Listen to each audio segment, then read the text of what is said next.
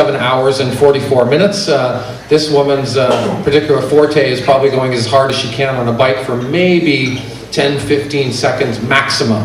But that's the great range that we see in endurance sport and these sports of swimming, cycling, running, and triathlon. Great range of performance. She's a triple gold medalist from the Pan Am Games in 2015, right here in the hometown. Debuted on the brand new Pan Am Games velodrome, the Mattamy Velodrome. She won the Kieran, the team sprint, and the sprint at the Pan Am Games for a triple gold medal performance. She was 8th in the team sprint with her team partner Kate O'Brien at the recent Rio Olympic Games. She's a 2-time Olympian. She qualified for the Olympics in London in 2012 and was 6th in the crazy and wild Kieran event there. She's just been over in Japan racing for a number of months. They take the sport of Kieran racing, and I hope that she will get into this a little bit more. They take the sport of Kieran racing on the tracks over in Japan very seriously.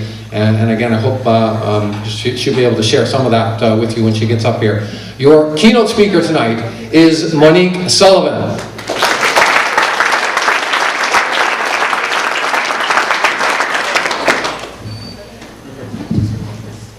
Thanks, Steve. And thanks so much for having me. It's quite special to be here and to share my story with you. I know that our sports are quite different. They're probably as different as you can get and stay on 2 wheels, but I think that we all have our stories, and I think that we have a lot in common, and everyone's just sort of, everybody just does the best they can every day, and I think everyone has a lot in common, and so I hope that you can relate to my story a little bit, and you can see that even when things don't turn out the way you want them to, they can still be really special and they can still mean a lot to you. So I'm actually going to start with a story about my dad. And my dad grew up in a small town, Nova Scotia, called Antigonish, and he grew up quite poor. He was the son of a barber, and he wasn't supposed to be smart, and then he was taught by nuns in that time, and they were actually quite cruel to him.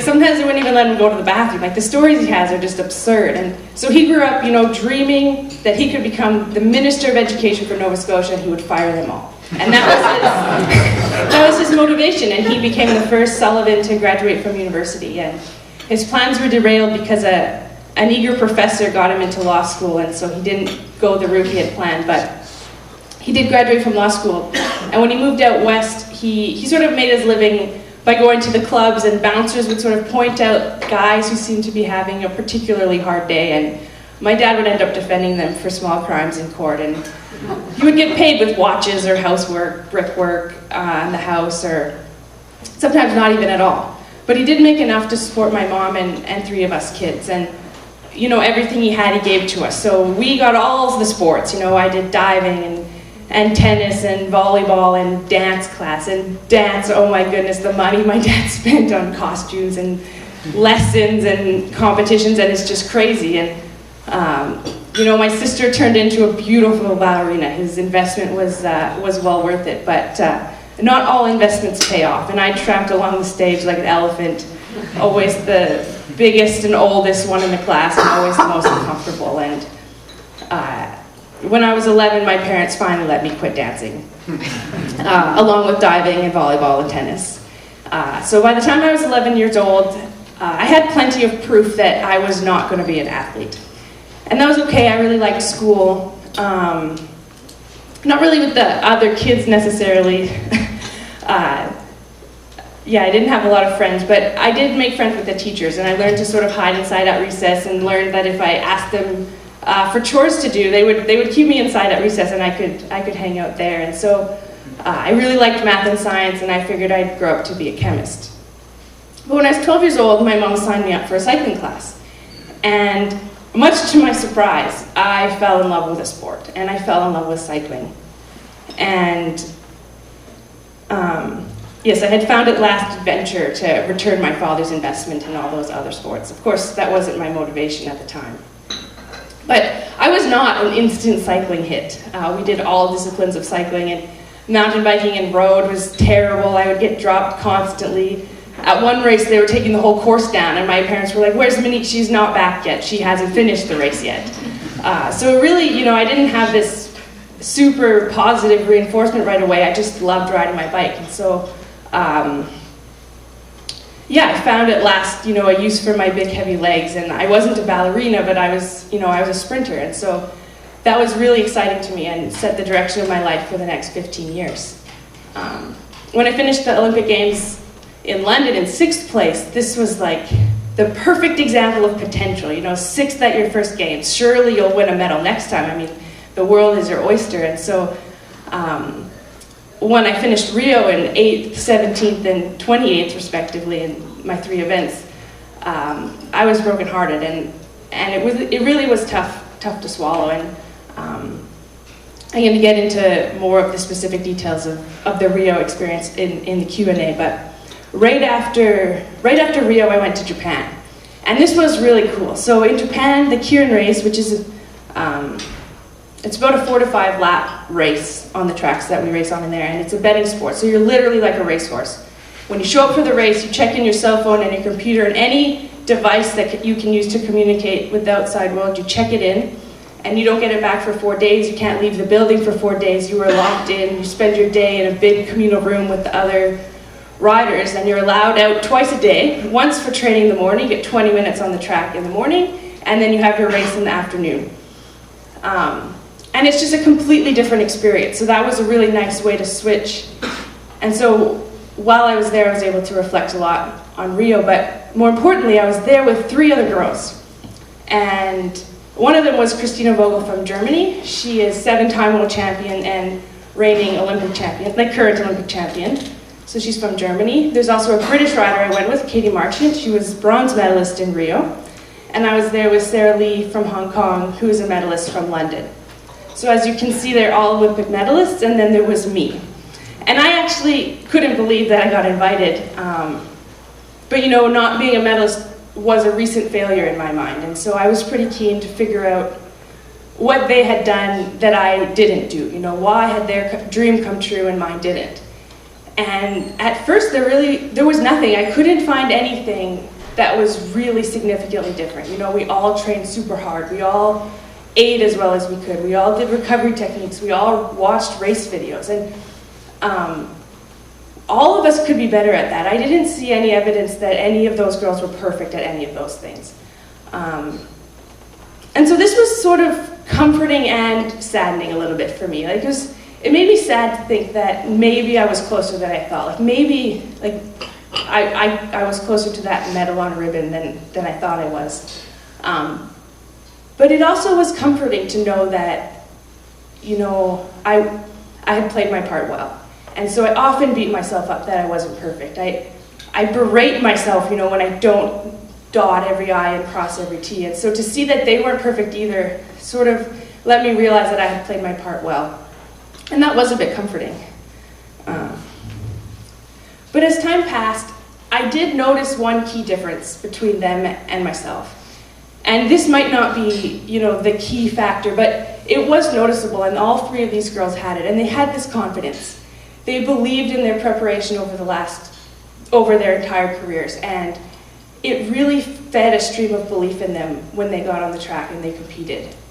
And I realized that I didn't have that.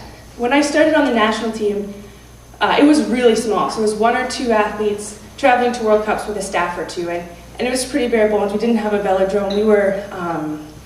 We were traveling mostly to LA, was the closest track that we were trained on at the time. And I started to see the things we did wrong. I started to see, as we got more and more staff, I started to see better ways of training. And I realized recently that I had sort of lost that confidence in the training that I had done. And so instead of focusing on the things I did right, I think I started to focus on where I had made mistakes. And I really wish I hadn't done that, because even though those years of training weren't perfect, we did a lot of things right at that time, even with very little support, and that was the stepping stone to the program we have now. And we have a fully supported, fully funded, pretty awesome program now. And so I could have taken confidence in all those things we had done right. Now, I don't believe that your self-confidence or your self-belief is magic. I think, hard work, determination, those are the things that really make you great. But when you're in a really big race or you have a really big competition, when the stress is really high and your subconscious takes over, those deep-rooted beliefs do make a difference. They do make a difference in those split-second decisions that you make, and that affects the outcome. So just like my dad, who's now a justice with the Court of Queen's Bench in Alberta, but cannot buy a t-shirt unless it's on sale, I haven't yet been able to fully break through my insecurities and feel like a real athlete. You know, I still feel more confident solving a math problem than winning a bike race. But I am getting better. And even though I still sometimes feel like that awkward ballerina who'll never quite be as good as the other kids in her class and likes to stay inside at recess, you know, I stand here today as a two-time Olympian and a national record holder. So we all carry our past with us, a unique set of insecurities to challenge us. But I do believe that it's possible to rewrite those beliefs if you can become aware of them and make consistent progress to overcome them. I won't pretend that I have everything sorted. I won't pretend that being an Olympian somehow puts me in another class. But being an Olympian has brought into focus my insecurities and forced me to fight through them, and that has made me a better person. Accepting a great challenge like the Olympics, one where the odds are against you, will never be pretty. As you show up each day to become the best version of yourself, you must look at where you're weak. You must be willing to see yourself for what you truly are so that you can make each part of yourself better. I think each person in this room will face their Olympics in one form or another. An opportunity to be challenged and to grow and to fight for something bigger than yourself. Choose to take the risk. Choose to fight even on the days when it's not pretty and it feels like the whole world is moving ahead of you. There were so many days that I woke up feeling behind. There were so many days when I woke up completely overwhelmed by the challenge before me. But there's always one step forward you can take. If you break the task ahead of you into a small enough piece, there's always something that you can do, even if it's as small as getting up and moving to the next room. It's actually a pretty good thing if you're stuck. Just go to another room to get moving. Winning Olympic medals alone will not change the world, but coming together in tough times and striving to be our best, even when our best feels so small, and helping others to do the same, will change the world. Whatever challenge lies before you, go in peace knowing that we all falter and we all stand back up, and you can too.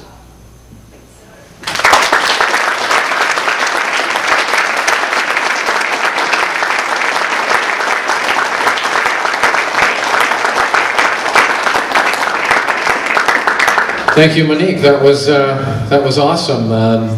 I have some questions. Tell us, and Lionel, we were talking about power earlier before. Now listen to this number. Listen to this number that's going to come out, okay? What's the peak power you've ever put out on a bike? 1,400 watts.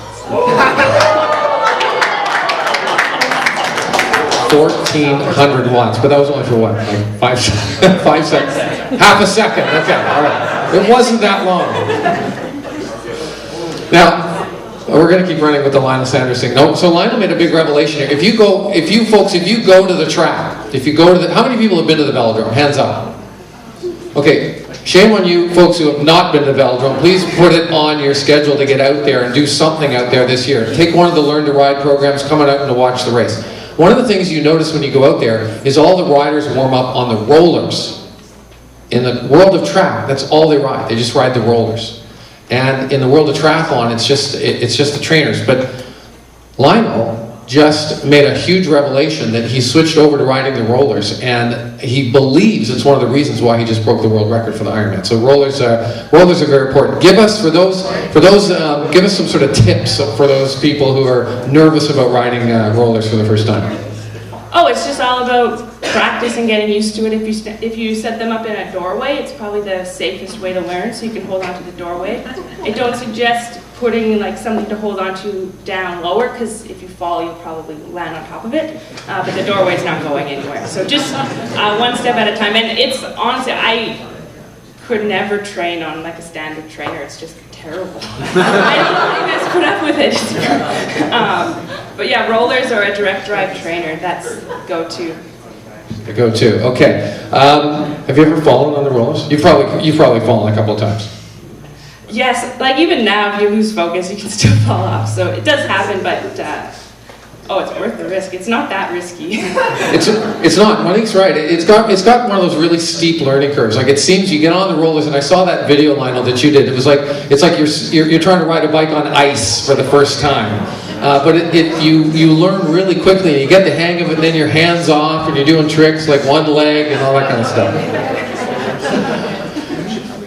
Now, you mentioned the fact that you finished sixth. Like that's a really hard position to finish in, because there's so much expectation. You finish sixth in the world against the best athletes in the world, and so when you come back the next time, yeah, it was really tough.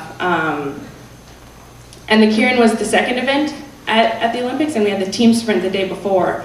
And so I had 3 events also, just like you guys, except they were all sprint events and on different days.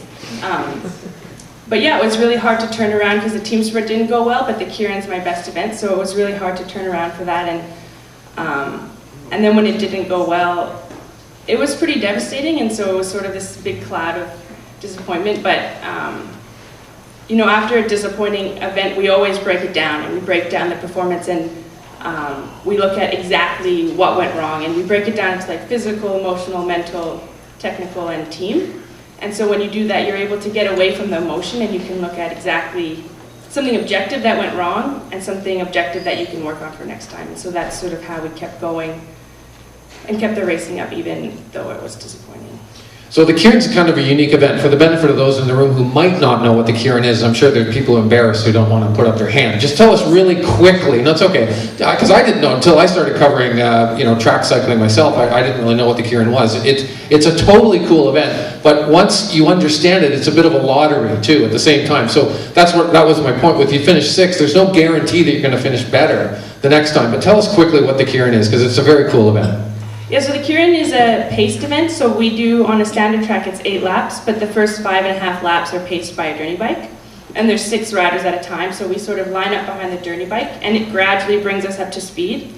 And so the idea is that when the bike pulls off, we're going fast, but we have fresh legs. So it's kind of like the end of a road race or the end of a scratch race, but everyone's fresh. And then it's really aggressive for 2.5 laps fighting for the finish line. So just because of the nature of it, it makes it really unpredictable. That's why it's a good betting sport in Japan. But yeah, there's a lot of factors. You have to be strong, but you also have to be really smart and tactical. And you can put out the best race ever, and it can still not work out. And this is the race you often see the highest speeds on the track too. They're often going about 70 kilometers an hour when at the peak speed in the ramp up, right? About 70? Yeah. So the bike pulls off at 45 for the women, and then we'll bring it up pretty fast from there. Yeah. 70 kilometers an hour, Lionel. 7.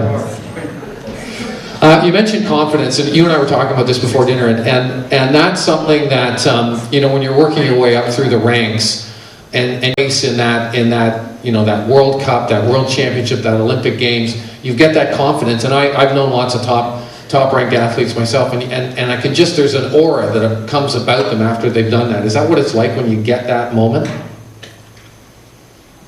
I think it's... You're not there yet. I'm not there yet. But I think it does depend on the individual athlete. I mean, some people are loaded with confidence, and I don't really understand where they get it from. But I think you sort of learn to trust yourself, you learn to trust your preparation. That brings a lot of confidence, and you trust your abilities. So some people will show their confidence in different ways. So they might, you might be super nervous for a race, but that doesn't mean that you don't believe in yourself. That just means that might just be how your body physically reacts to being nervous. But when the race is on, you could still have that confidence in the moves that you make. Other people might appear really confident, but they don't really race confident when they're on the track. So confidence, I think, is a personal thing, and I think you have to work on it yourself to make it something that can add value to you, and it comes with practice, and it definitely comes from results too. You've been training at the Velodrome. You're based in Milton. We've had that facility there for 2 years. When it was built, and it's only been 2 years, 2+ years that it's been up, Kurt Harnett, who is a multi-time track sprinting medalist at the Olympic Games, like yourself, he called it a game changer.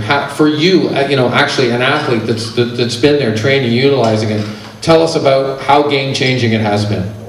It's completely game-changing. I mean, we went from literally not having a place to train to having a place to train. So we used to be completely camp-based. We'd have to go find velodromes and other places, and now we have, a fully supported team in Milton. We have everything that we need, and we're already starting to see big results from the development side. There's a men's team pursuits, an event that Canada has never been able to field a team at, and they just won a World Cup. They used to not even qualify for World Cups. So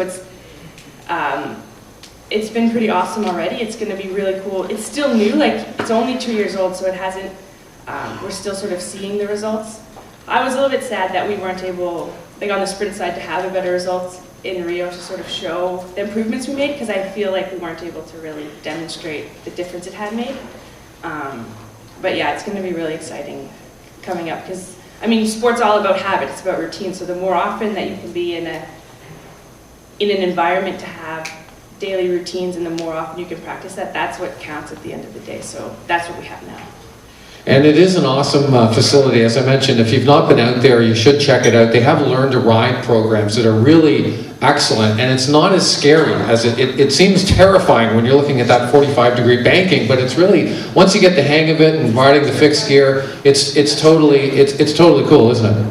Oh, absolutely. For me, it's the safest way to ride a bike. There's no cars, there's no potholes, everyone is passing on the right. It's a very controlled environment. The only thing is the banking, and it's really just a mental thing. You just have to go for it one time, and you'll see it's actually quite fun. You just have to get through that mental barrier the first time. But when you're going 70 kilometers an hour, you need that banking, don't you? Yeah, if you think about it, the banking is there to protect you. It's there to make it easier to go fast and turn left. The banking is your friend. That's how I feel. Yeah. Now the match sprint, you mentioned the Kieran. The match sprint is the other sprint event that's sometimes really hard to understand, because that's the one where you start it really slow and you see them going around the track, and sometimes you're standing still trying to get the other rider to go in front. But then there's this explosion, isn't there? Yeah. So the match sprint, it's 3 laps long, and whoever wins after 3 laps wins the race. But if you just go full gas off the line, the other person will tuck in behind you and come around. It's very, very difficult to win that way. And so what you're doing is you're trying to trick the other person to lead you out, or you're trying to pace your efforts so that, if you're in the front, you're in the front. No, you don't have to pass anyone, but you're doing all the work. So it's sort of this balance of trying to get to the front without doing too much work, and it's pretty fun to see how people can maneuver their way through that one.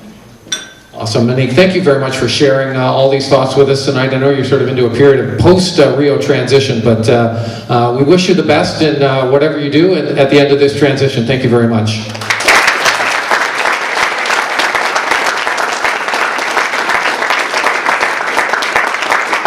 A 2-time Olympian, folks, in the sport of track cycling and sprinting, to be precise. And I think, Phil, that is a wrap. I'm getting the thumbs up from the CEO here, so I think we're done. On behalf of Phil Dale, I'm Steve Fleck, and all of the staff at Triathlon Ontario. It's been a great evening. It's been an awesome year of triathlon in this province and across this great country. Next year, it is this great country's 150th birthday. Let's get out there and celebrate it by boosting up the sport of triathlon. I'm Steve Fleck. We'll see you all soon.